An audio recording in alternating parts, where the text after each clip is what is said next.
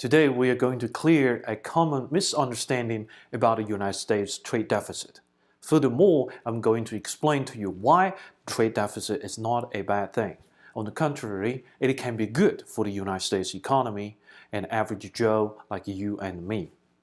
The possibility of a trade war with our biggest trade partners, European Union and China, is getting real.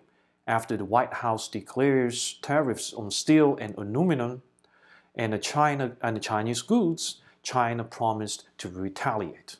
The stock markets in China, Japan, and the United States reacted very negatively.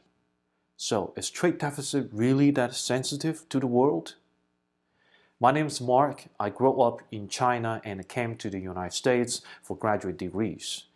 In my brain and in my heart, China and the United States are equally developed and important, which gives me a unique capability to view those issues in both countries rather independently. There is a famous Chinese poem, "The reason we do not recognize the true shape of the mountain is because we are inside of it." So let me bring you to a higher ground to review the United States trade deficit. Usually, politicians have two reasons to threaten trade war against China. First, they claim everybody took advantage from America when traded with us, and China cheated. Their proof is the United States has trade deficit with almost all trade partners, and China with whom we have the biggest trade deficit. Of course, China, the usual suspect again. Remember, this is not only this administration's view. Too often, we heard it from both parties and the politicians in all levels. Second, they claim China violated American intellectual properties. About the IP, I do believe Chinese may have violated in some ways, but I do not have credible data or research at the moment to verify by whom violated American IP or what are the damages to American companies. So today, we are only going to focus on to reject the politician's fallacy about trade deficit. Furthermore, let me bring you out today's counterintuitive statement or proposition. Trade deficit is not a bad thing, and the big trade deficit benefits average American people like you and me. This is not my theory. Actually, many economists say so. But they never explain the why to us, like this professor I'm going to introduce to you. Recently, I came across Dr. Shim's article, "Global Value Chain and the Missing Export of the United States." He's an economist or economics professor from Japan National Graduate Institute for Policy Studies, similar to the Harvard Kennedy School of Government. So this article has some credibility. This article studied the United States trade deficit.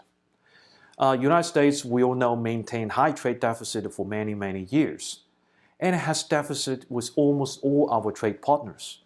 In 2017, this number was $566 billion, at the widest mark in 9 years, according to the Wall Street Journal. However, this phenomenon matches our observation, right? Everything we buy here made in China.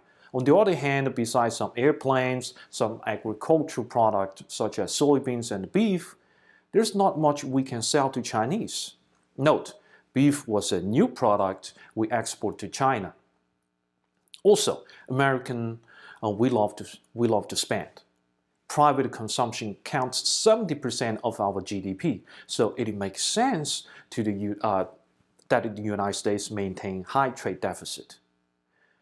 The question comes, if trade deficit is as bad as politicians claimed, why U.S. economy is growing stronger and faster, especially since the 8 years of Obama administration and the first year of Trump administration?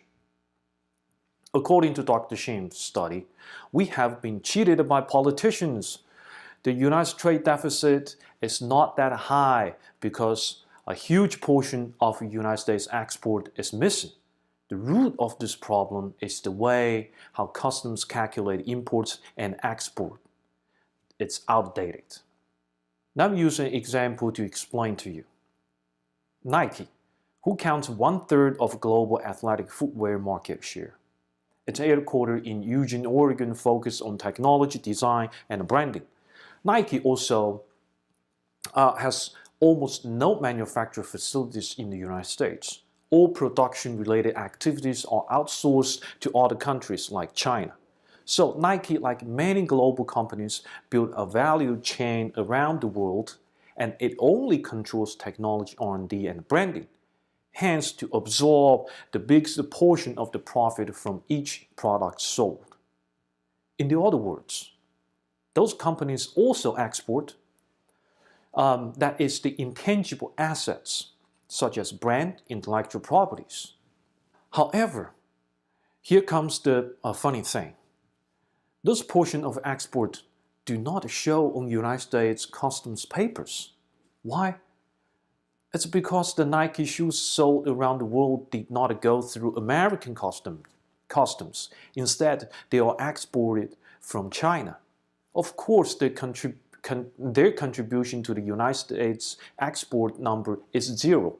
Ironically, those Nike shoes we bought in the United States show as import in the United States customs books. But for countries like China, Japan, who paid real money for this pair of sneakers, the money did go to America or Nike's pocket, just like a Chinese bought soybeans and beef from American farmers. At this point, you might be thinking about another company, Apple. Yes, Dr. Shin used Apple as an example. It is an iconic American company. However, it has no manufacturing facilities in the United States. All iPhones are assembled in China by Foxconn. And most of the parts are made in China. An iPhone sold in Japan is exported from China to Japan. Has nothing to do with the United States. But who made the most of the profit? Of course, Apple. According to this article, a $500 Apple product brought Apple $321 gross profit.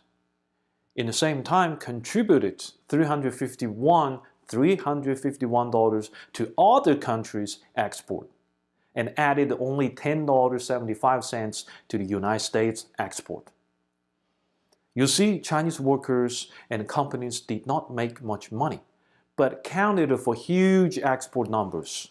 On the other hand, Americans made a lot of money, but counted for almost zero. Politicians in the same time accused China and others cheated or took advantage of the American people. Do you feel a little injustice here? Because I do. According to Dr. Shin's study in 2015, if we count Apple's intangible assets and IP as part of export from America, the United States export to China would increase by 13.1% and the trade deficit would decrease by 6.7%.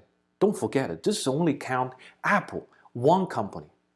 You can imagine if we add all other global companies like Nike, Starbucks, and Coca-Cola.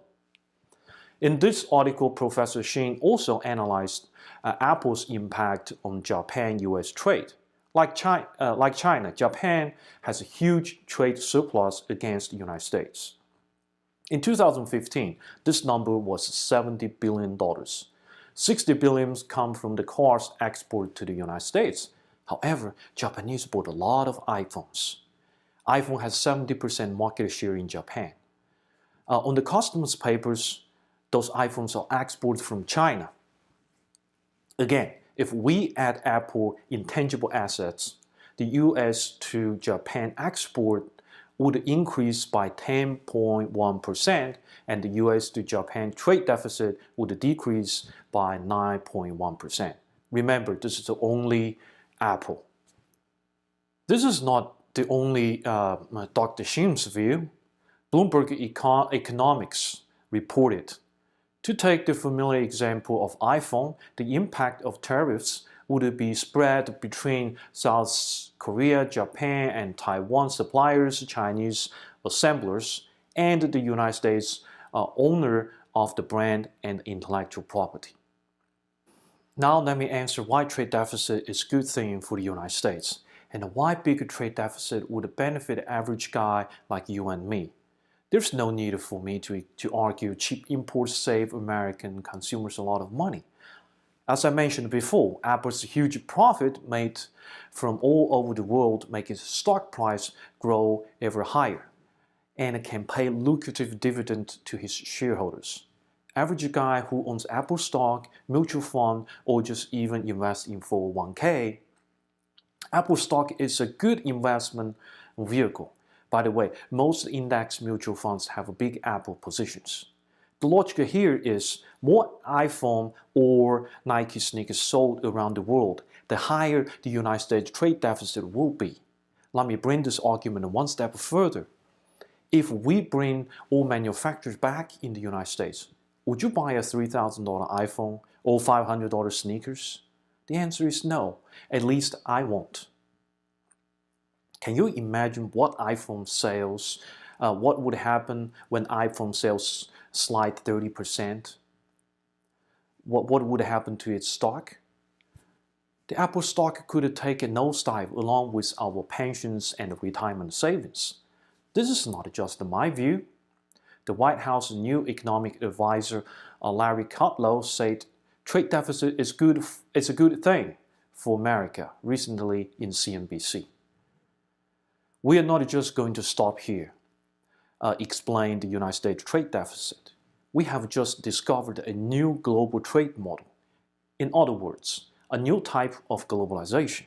The old model built on Adam Smith's classic, The Wealth of Nations, and led by the United States since the World War II. Each country focused on its competitive advantage and trade with each other. China joined the game in the second half in the early 1980s and has become the biggest beneficiary of globalization. China started by making shoes, socks, and t-shirts, then developed into making TVs and appliances, electronics. Now it expands to almost all areas, including smartphones, aerospace, autonomous cars, and high-speed rail. If China is doing it all, other countries would have no competitive advantage in the trade anymore. So China is not only the biggest beneficiary, but also the biggest interrupter of the global trade. But we should not blame China for it. It is determined by its huge size and its economic diversity. More importantly, it is so huge it can export and consume in the same time. This is the root reason why free trade leaders such as Great Britain and the United States steered away from globalization and reversed to protectionism in recent years. Unlike the old trade model calculated by nations, the new model is the big companies configure their resources globally and create a value network around the world, hence to maximize its profit in the network. Here is my conclusion. In the last decade or so, globalization went a little too fast. Many people feel left behind. Slow it down, make some adjustment is necessary, but it cannot be reversed. The purpose of this program is hope to bring you to a higher dimension to view some of the popular complex issues related to our world and life. The results might surprise you because most of the things like trade deficits are counterintuitive. Thank you. Please leave me your feedback.